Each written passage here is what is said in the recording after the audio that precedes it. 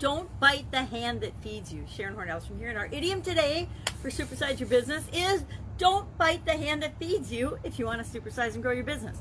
What the heck does this mean? What does this idiom mean?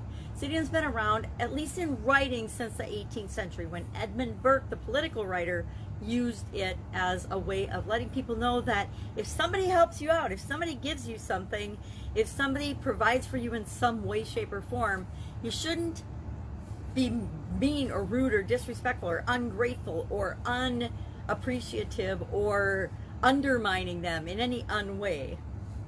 So where do we see this? Where have we seen examples of this? I think we just saw a huge example of it in politics.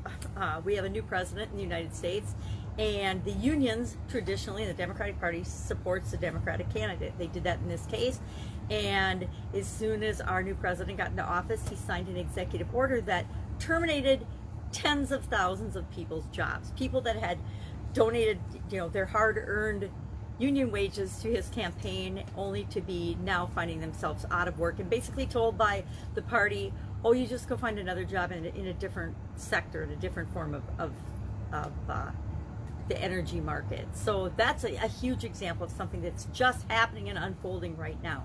Don't bite the hand that feeds you. Don't undermine the people that help and support you. If you're in business and building your business and someone has helped you, has mentored you, has coached you, has advised you, you don't go around bad-mouthing them or undermining them in their business when they've actually helped you to achieve the goals and objectives that you want.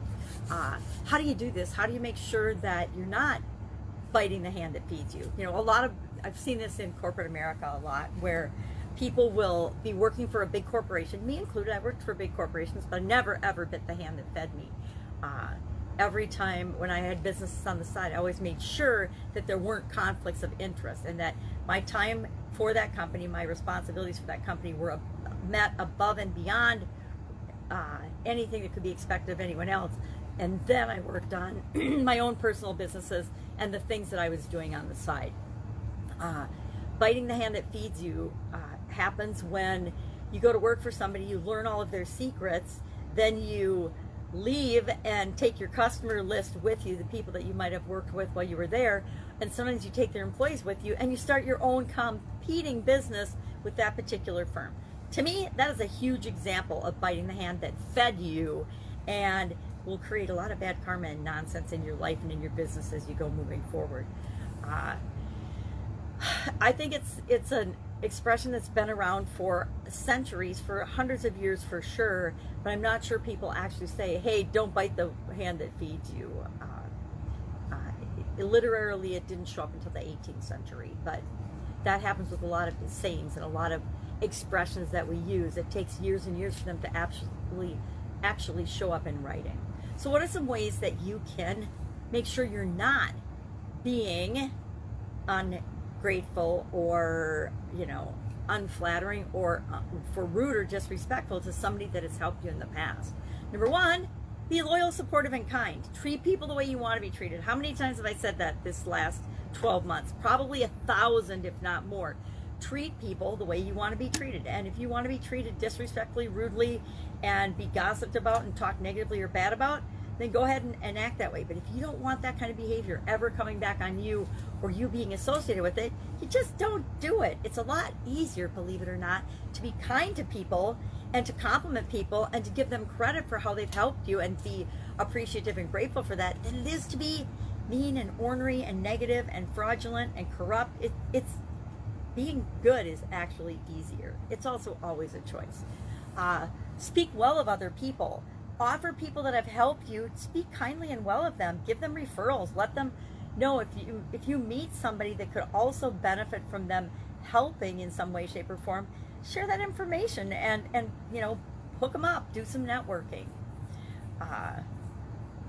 Treat everybody with dignity and respect. I mean, I don't understand how there's this entitled sense of being with some humans right now, and it's really disheartening, and it's really, I want to say icky feeling, because that's a technical term.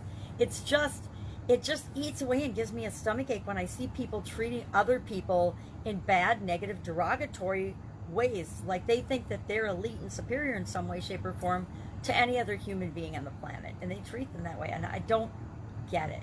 So appreciate and be grateful. Make sure, hey, tell people thank you. Make sure that you appreciate it. There's this tendency sometimes when somebody helps you out that you feel ashamed. And if you're feeling ashamed, you're not feeling grateful and appreciative. So let go of any shame. We as human beings absolutely thrive on and love helping one another out. So ask for help. And then when you get on your feet, when you find yourself in a better spot, or even if you're not in a better spot, realize that there's ways that you can always be paying it forward, paying a kindness forward, doing something to help other people up in your business and outside your business and with your business, just like you've inevitably been helped up in the past. That's it. That's our idiom for today. I'd love to know your experience or your stories about biting the hand that feeds you. I guarantee you we all have stories where we've seen someone do just that and we're just aghast. I mean, how many people talk about their bosses or the people that own their company, or how many people talk about our politicians in a negative or derogatory way when they actually probably have zero personal knowledge, me included. I don't know President Trump. I don't know former President Trump. I don't know President Biden. I don't know except for what I've heard and researched and looked into about any politician. So sometimes I need to remember to just not say anything and move forward with my life, just like all of us do. That's it. Have an absolutely amazing day. I'm doing a huge organizational project this weekend. I'm giving myself the whole weekend to get it done. Started yesterday and realized it was a much bigger project than I thought, but those are fun. So go out, have an absolutely amazing day, and I'll, of course, be with you tomorrow with another interesting idiom. What does it mean? Where does it come from? And how can you use it in your business and maybe even your life right now? Take care.